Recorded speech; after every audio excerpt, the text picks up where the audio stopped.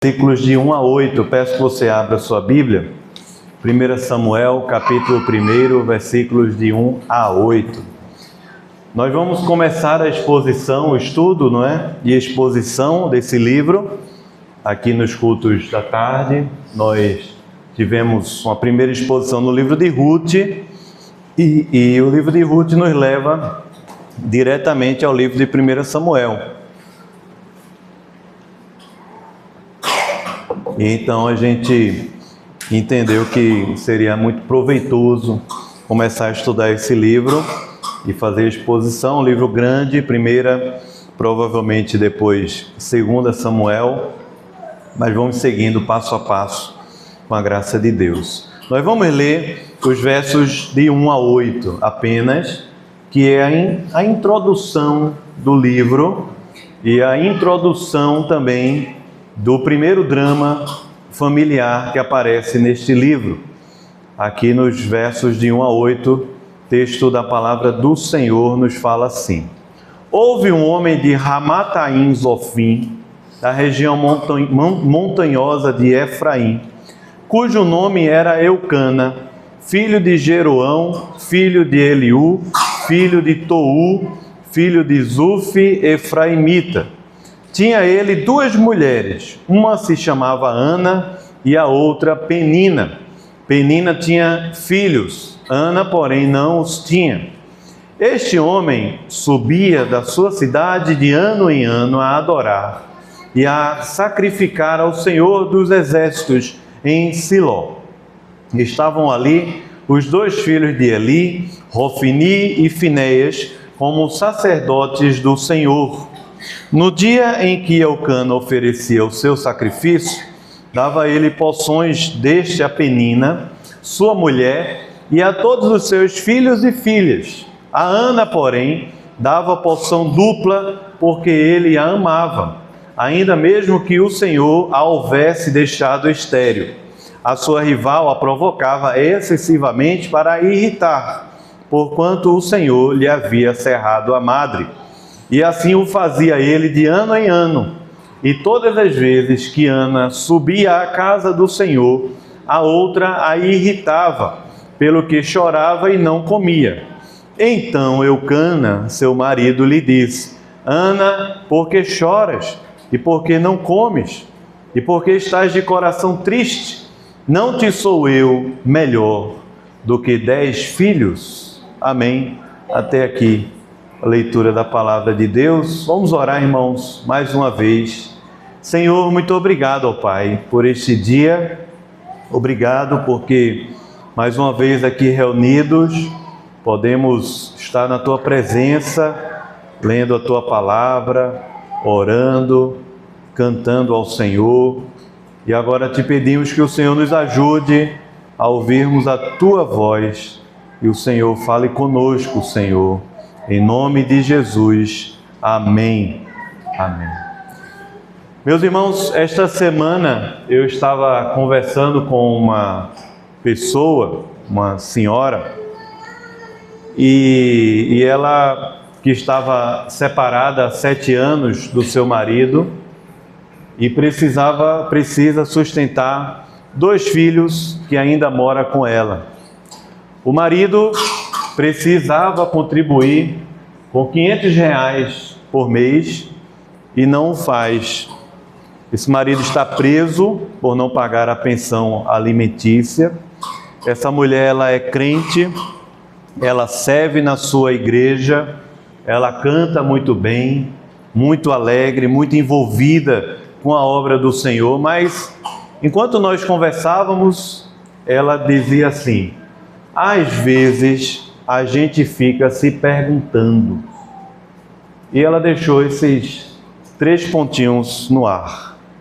Às vezes a gente fica se perguntando. R$500 faria uma grande diferença para ela naquele momento. Ter a sua vida resgatada e restaurada a uma situação comum seria uma bênção. Se formos sinceros, talvez por outros motivos, não necessariamente um valor financeiro, Mas quando deitamos a cabeça no travesseiro, muitas vezes também nós nos perguntamos. Às vezes nós ficamos também a nos perguntar: por que tudo isso está acontecendo conosco? O livro de 1 Samuel é um livro que nós, quando começamos hoje a estudar, nós veremos muitas e muitas situações assim. Muitos dramas que são vividos, tanto por fora, lutas, guerras, conflitos e diversas situações, como também muitas lutas sendo travadas por dentro, no coração, na alma. Muitos questionamentos que vão sendo feitos aqui ao longo da história, ao longo dessa narrativa. Nós precisamos lembrar que o livro de Samuel ainda está aqui no texto que lemos. Nós ainda estamos vivendo o período chamado de Juízes. Se você voltar um pouquinho à sua Bíblia, você vai ver que o livro quase que anterior é o livro de Juízes, e entre Juízes e Samuel tem exatamente a história de Ruth, que são apenas 4 capítulos que nós já estudamos aqui, e que nos fala sobre também dramas de famílias que estavam vivendo numa época em que não havia rei em Israel e cada um fazia o que achava mais reto. Esse é o cenário descrito no livro de Juízes, no último versículo, quando ele descreve aquela realidade, dizendo: naqueles dias não havia rei em Israel, não havia governo, não havia ordem, cada um fazia o que achava mais reto. E quando lemos o livro de Juízes, nós vemos que havia um grande ciclo de desobediência do povo, e nesse ciclo se desviavam do Senhor, até que eles passavam por uma situação difícil e voltavam a buscar a Deus, e Deus os livrava, e quando a situação estava mais estável, eles deixavam Deus de lado e passavam a viver suas vidas distante do Senhor, e outra situação mais difícil acontecia. O livro de 1 Samuel ainda está neste momento. Nós ainda estamos vivendo no período dos juízes. Ruth trouxe uma resposta. Vai nascer um descendente de Ruth que vai se tornar rei em Israel. Mas isso ainda não aconteceu, e o livro de Samuel vai nos mostrar todo o caminho percorrido pelo povo de Deus para que o ungido do Senhor chegue ao seu reinado. Ao longo dessa narrativa, nós vemos algumas mudanças na estrutura de Israel no Antigo Testamento. Por exemplo, a adoração a Deus acontece aqui em Siló ainda, não em Jerusalém. Mas em 1 e 2 Samuel, isso vai mudar.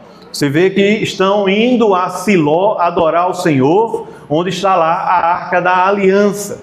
Nós veremos também que a liderança de Israel, ela mudará, porque ela passará desses muitos juízes, líderes ocasionais, para ter um rei. Israel terá um rei, como todas as nações ao redor.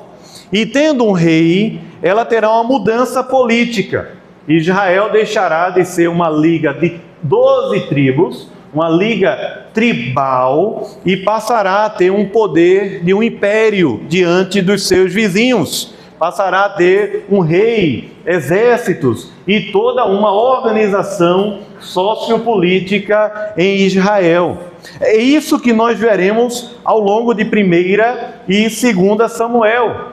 E ao longo dessa narrativa nós nos depararemos com 3 mediadores, nomes que talvez você já conheça. O primeiro é Samuel, que ainda não apareceu na narrativa, que tem o nome do livro, que é o filho de Ana, esta que ainda não pode ter filhos, e o Senhor deu a ela um filho. Este é Samuel. Samuel será o último dos juízes. Será Samuel, o último dos juízes de Israel. Depois nós teremos Saul. A narrativa nos falará sobre um rei, como todas as outras nações. Este rei, ele vai trazer muitas complicações a Israel. E depois nós veremos também o mais conhecido, que foi Davi, um homem segundo o coração de Deus, que o Senhor escolheu para ser rei em Israel, e que nós veremos ao longo da narrativa a história em que Davi ele será ungido rei por Samuel, mas Israel tem Saul como rei, e toda uma trama se desenvolverá até que Davi, mais ou menos 13 a 20 anos depois, se tornará rei em Israel. Essa é a história de 1ª e 2ª Samuel. É uma história de muitos contrastes, muita oposição. Logo na narrativa que lemos, nós nos deparamos com uma oposição entre Ana e Penina. Mas há muitas outras oposições ao longo de 1 Samuel, como Saul e Davi. Mas em todas elas, o que nós veremos é justamente essa luta no coração do homem para estabelecer um reino para si, chamado por Agostinho no século IV de o reino dos homens, a cidade dos homens, aquela na qual os homens amam demais a si mesmos e amam pouco ao Senhor, em detrimento da cidade de Deus, do reino de Deus, onde o amor a si mesmo é desprezado por causa do amor e do temor ao Senhor. É o que nós veremos ao longo dessas narrativas, mas agora no texto do capítulo 1, versículos de 1 a 8, nós vemos aqui um mundo quebrado, a era dos juízes. Nós vemos aqui pessoas que estão lidando com consequências de um mundo caído e pecaminoso, buscando a Deus, buscando desenvolver uma vida piedosa, numa época em que isso era muito escasso. No tempo dos juízes, buscar a Deus, ir a Siló, buscar ao Senhor, era algo muito escasso, muito raro de acontecer. E nós vemos essa família fazendo isso, mas com uma situação muito tensa. A situação tensa é justamente um homem que é casado com 2 mulheres. A primeira, o amor da sua vida, não podia ter filhos, lidava com a infertilidade, e então ele seguiu o caminho de Caim e buscou uma outra esposa que lhe desse muitos filhos, e havia ali um grande conflito dentro de casa e uma grande culpa se desenvolvendo no coração daquela família, um grande problema a resolver, problema este que Ana buscará resolver diante do Senhor, porque se você conhece um pouquinho mais a história e ao longo da semana ler o livro de Samuel, você vai ver essa história se desenvolvendo. Mas hoje eu gostaria de pensar nesse texto com o seguinte tema: o drama de uma família em um mundo quebrado. E nós veremos isso de 3 formas. Em primeiro lugar, o mundo quebrado na era dos juízes, os versos de 1 a 3. O mundo quebrado na era dos juízes. Em segundo lugar, as situações reais de aflição, nos versos 4 e 5. Não são situações fictícias, situações reais de aflição, versículos 4 e 5. E por último, nos versos 6 a 8, nós veremos o seguinte, o último ponto do nosso sermão: as pessoas que não ajudam. As pessoas que não ajudam. Vejamos, irmãos, aqui, em primeiro lugar, nos versos de 1 a 3, o relato. O livro de 1 Samuel não começa com a narrativa macro, como Ruth também não. Ele começa com a narrativa micro, a partir de uma família da aliança vivendo em dias maus, vivendo um drama familiar, que a partir daquele drama familiar será tecido o caminho para o reino de Deus aqui na terra. Nós vimos que este livro está naquele período do livro de Juízes, uma era espiritual extremamente decadente, As pessoas não consideravam a Deus, não buscavam a Deus, não liam a palavra de Deus, não estavam nem aí para a aliança do Senhor. E é neste cenário que Eucana se casa com duas mulheres. Este homem, chamado Eucana, que aparentemente tinha uma certa proeminência, porque quando o texto faz uma narrativa mais detalhada, essa é uma característica, não é? Possivelmente uma pessoa conhecida, que morava na região de Efraim, era um homem temente a Deus, uma vez ao ano ia a Siló prestar sacrifícios, o culto a Deus. Ele se casou com Ana, sua primeira esposa, mas ela era estéril. E então ele resolve se casar com outra mulher chamada Penina. Ana significa favorecida, aquela que o Senhor favoreceu, agraciada por Deus. Penina significa fértil. E o que nós vemos nessa narrativa é que Eucana, lidando com um problema familiar, resolveu seguir o caminho de Caim, o caminho de pessoas que não consideram a lei do Senhor, o caminho de Caim. Qual é o caminho de Caim? Ele buscou outra esposa para si.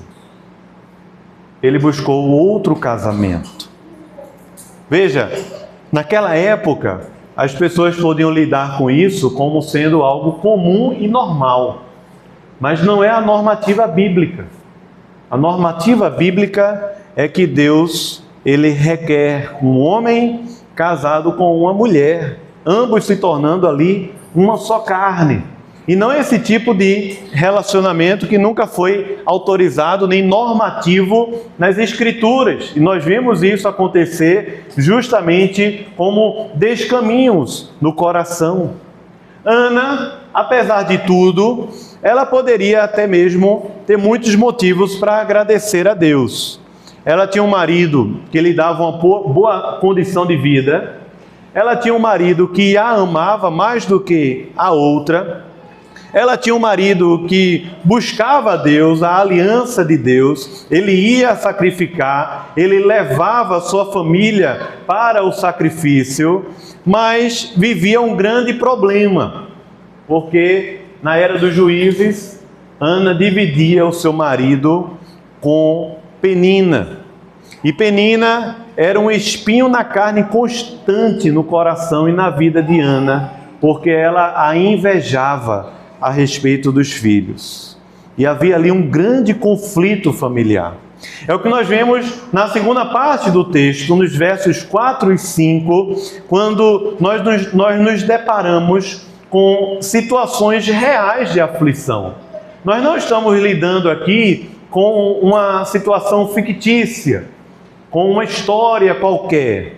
Nós estamos lidando aqui com uma história real, uma narrativa real. Ana vive em dias maus.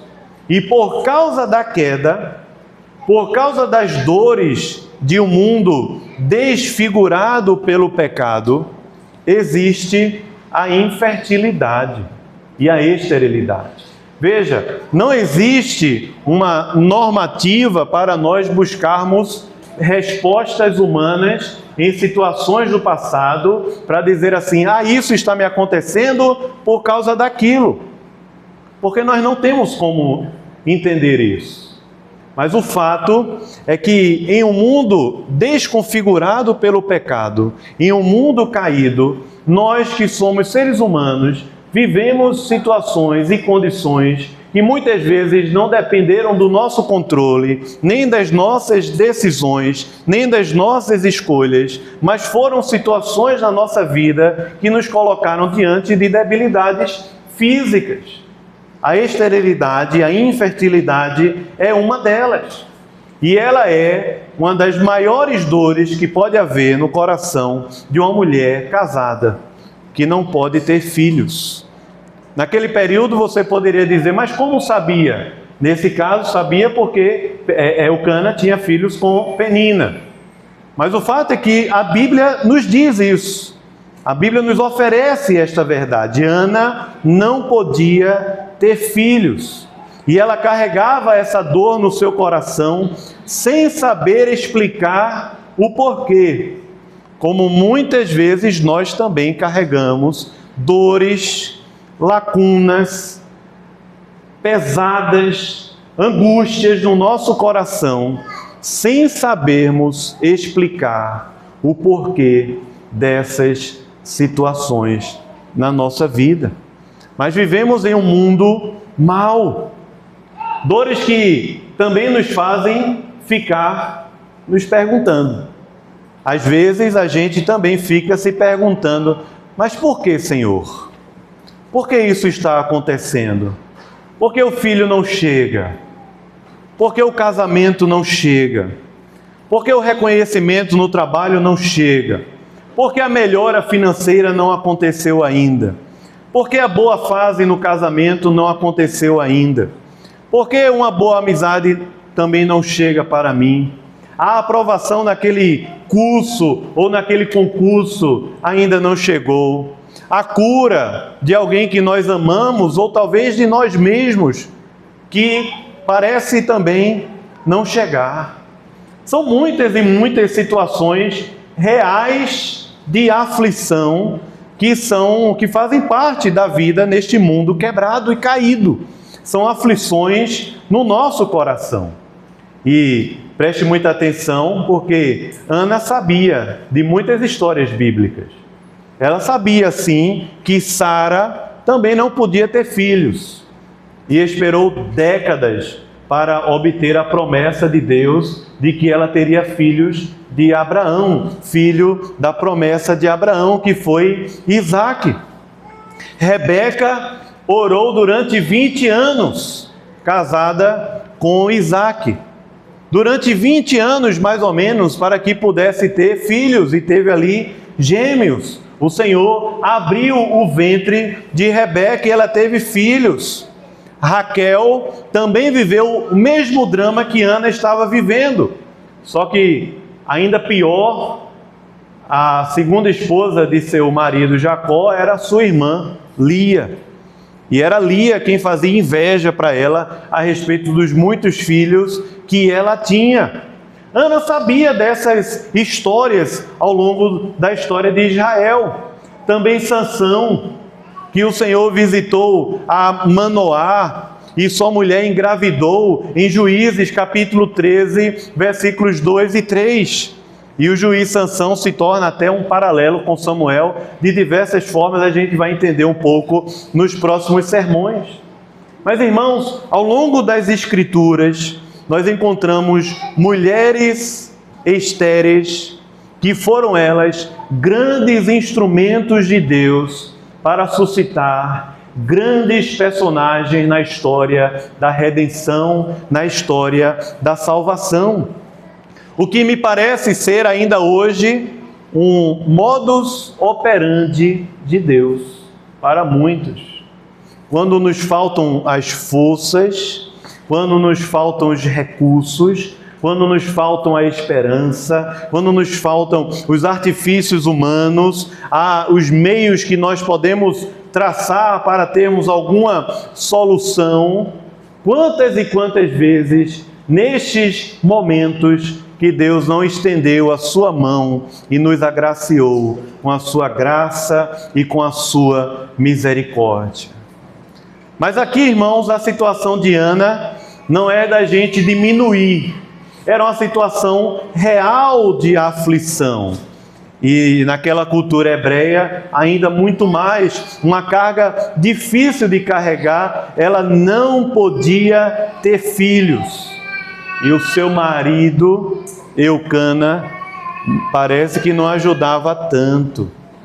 E ainda mais que uma mulher dentro de casa que não perdia a oportunidade para lhe causar um certo tipo de tristeza por causa daquela situação. É o relato dos versos de número 6 a 8. Olhe, por favor, o texto, versículos 6, 7 e 8. O verso 6 nos diz: a sua rival a provocava excessivamente para irritar, porquanto o Senhor lhe havia cerrado a madre. O texto bíblico nos deixa claro que foi Deus quem havia cerrado a madre de Ana. E assim o fazia ele de ano em ano. E todas as vezes que Ana subia à casa do Senhor, e diz o texto, a outra a irritava, pelo que chorava, que não tinha nem vontade de comer. Então Eucana, seu marido, lhe disse: Ana, por que choras? E por que não comes? E por que estás de coração triste? Não te sou eu melhor do que 10 filhos? Esta é a última parte do texto, irmãos. As pessoas ao redor, muitas vezes, não ajudam muito. Algumas são más, são perversas e usam as dádivas divinas para humilhar os outros. Algumas agem dessa forma, que foi Penina aqui no texto. E nós não vivemos em um mundo diferente, nós ainda vivemos em um mundo em que há muitas pessoas ao nosso redor que agem dessa mesma forma como Penina. Parece que não querem o nosso bem neste mundo quebrado. Não querem ver o nosso bem neste mundo caído. E elas usam as dádivas de Deus para nos humilhar. Um comentarista chamado William Blake, falando sobre esse texto, ele diz assim: o sofrimento em si traz uma grande aflição, mas ter o coração ansioso para infligir esse sofrimento a outra pessoa é algo muito mais terrível.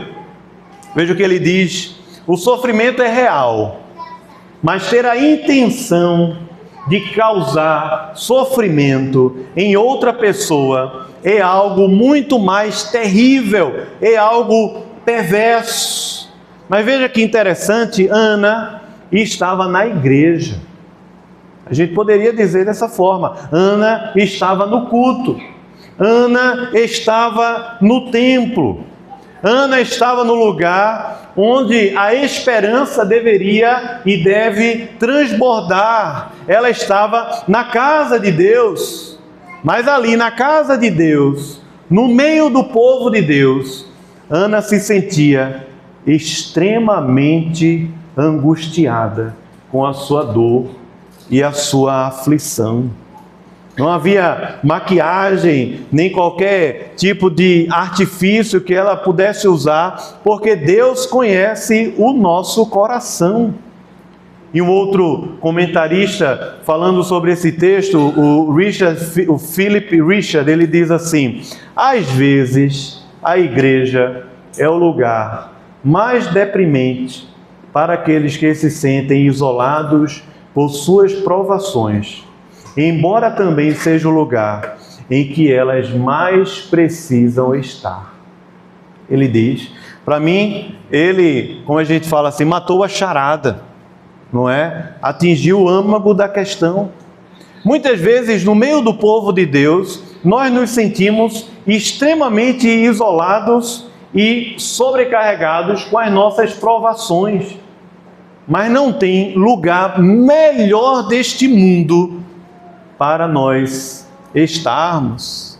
E quando nós olhamos para esse texto, nós precisamos entender que nós também precisamos atentar para as pessoas que estão ao nosso redor no culto a Deus.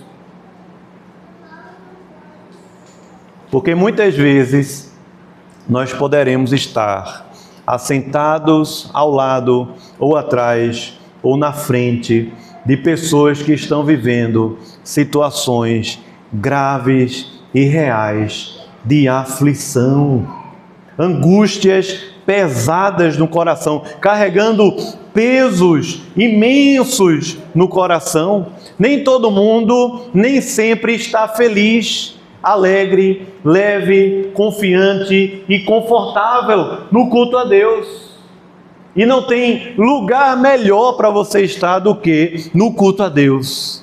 Embora o nosso coração nesses momentos queiram nos enganar, dizendo assim: não vai para a igreja hoje, não vai para o culto, você não está bem. Você não está bem. Eu já recebi muita mensagem falando isso: pastor, eu não estava bem para ir para o culto, então eu não fui. Mas não tem lugar melhor para você ir, para irmos, do que a presença de Deus, além de ser o dia do Senhor, a santa convocação de Deus. O fato, irmãos, é que pessoas ao nosso redor podem estar vivendo isso, e nós precisamos estar atentos, porque esta é a comunhão dos santos, quando nós também estendemos o braço e podemos orar por pessoas e caminhar junto com pessoas que estão vivendo grandes aflições na sua vida. Nós não podemos ser as pessoas que não ajudam, porque aqui no texto nós vemos isso. Nós não podemos ser as pessoas que não ajudam. Meus irmãos, o relato é muito simples, é muito direto e é muito claro. Não há aqui injustiça na parte de alguma pessoa, não é essa a questão. A questão é que do próprio Deus, na sua soberania, Ele fez com que Ana não tivesse filhos. Nós não sabemos, não tem como dizer por que Penina tinha filhos e Ana não tinha filhos. Não tem como nós respondermos. Muitas perguntas que fazemos não terão respostas simples e práticas. Mas o fato é que o Senhor havia cerrado a madre de Ana. E Ana tinha um marido que a amava tanto que por causa do seu sofrimento, dava a ela a melhor parte de tudo, a porção dobrada de tudo, para que ela pudesse se sentir amada, se sentir de alguma forma apreciada pelo seu marido e não apenas Penina. Há um contraste aqui, como eu falei. O contraste é Penina, ela parece amar demais o reino dos homens, amar demais a própria vida e desprezar o amor e o temor ao Senhor. Por outro lado, nós vemos Ana. Ana buscará o Senhor em lágrimas na sua dor. Ana está com o coração vazio, enquanto que Penina está com o coração cheio de ira, cheio de ódio, cheio de inveja. Ana buscará a face de Deus. E deixa eu lhe dizer uma coisa: pior do que lidarmos com as consequências do pecado no nosso corpo, é lidarmos com a escravidão do pecado no nosso coração. Pior do que lidarmos com as consequências do pecado neste mundo quebrado que vivemos, pior do que lidarmos com as consequências do pecado por meio de outras pessoas ao nosso redor que nos infligem mal, é ver o nosso coração sendo tomado por pecado e idolatria. É o que nós vemos neste relato a respeito de Penina. Mas veja que o seu marido, tentando resolver um problema, ele consegue piorar as coisas. Primeiro, porque para resolver um problema ele busca um outro casamento. Ele busca um atalho. E é assim que muitas vezes nós fazemos também. Buscamos atalhos, soluções rápidas, mas a vida a vida vai se complicando ainda mais. Soluções rápidas para problemas complexos, e a sua vida vai se complicando de mal a pior.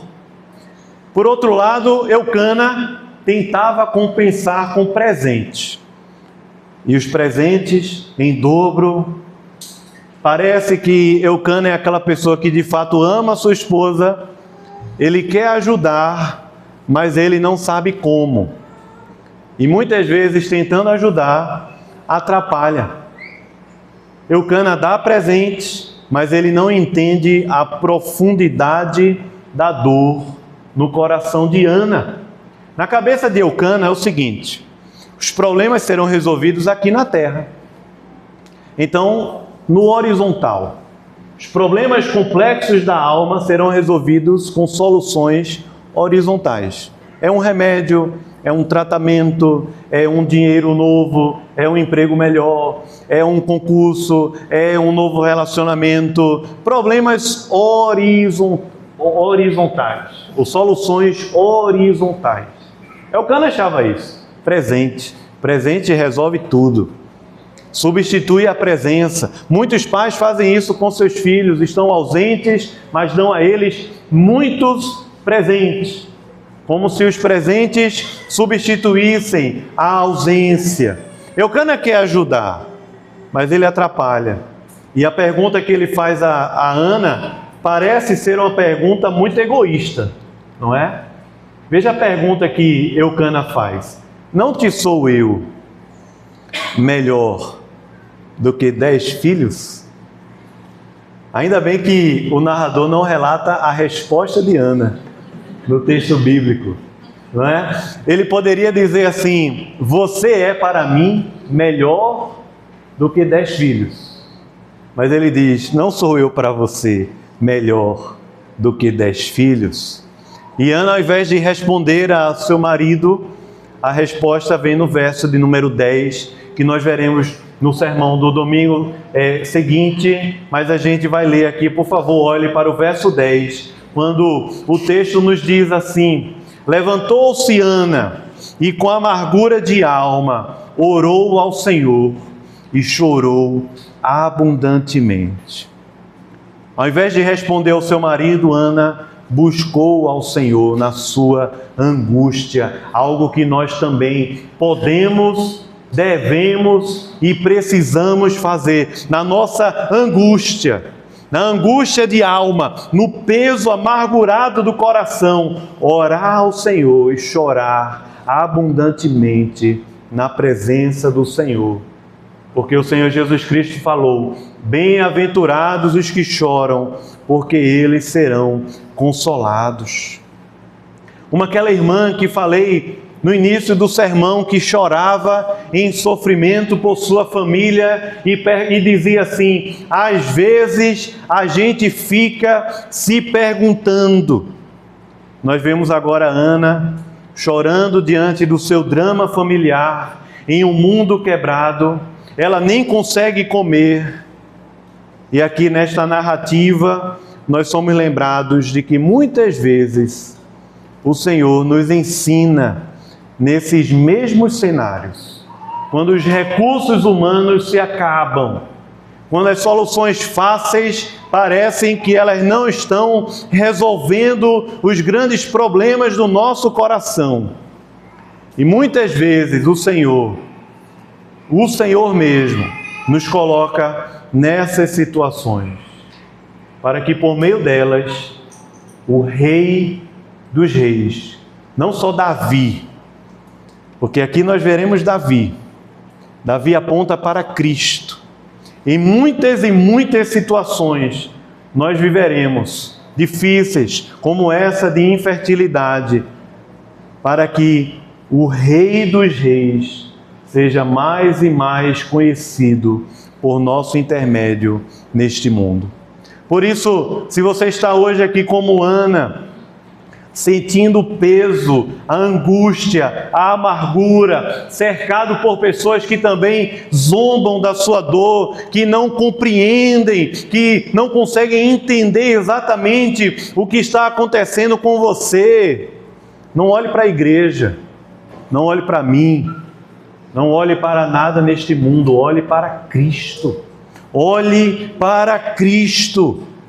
Porque quando Ana chorava e não comia, nós também conhecemos um Cristo que no deserto e no Getsêmani chorava sem comer, em oração diante do Senhor.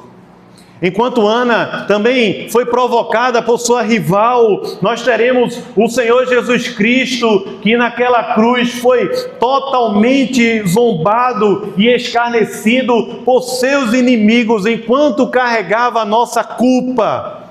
E Ele não desistiu deste imenso plano de amor.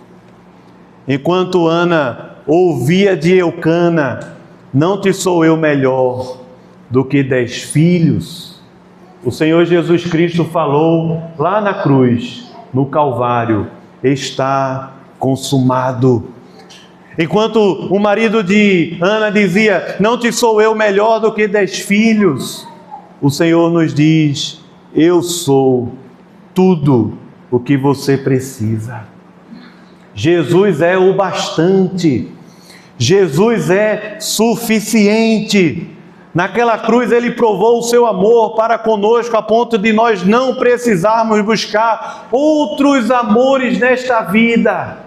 Outros amores para preencherem o vazio do nosso coração, que só pode ser preenchido por aquele que disse: está consumado.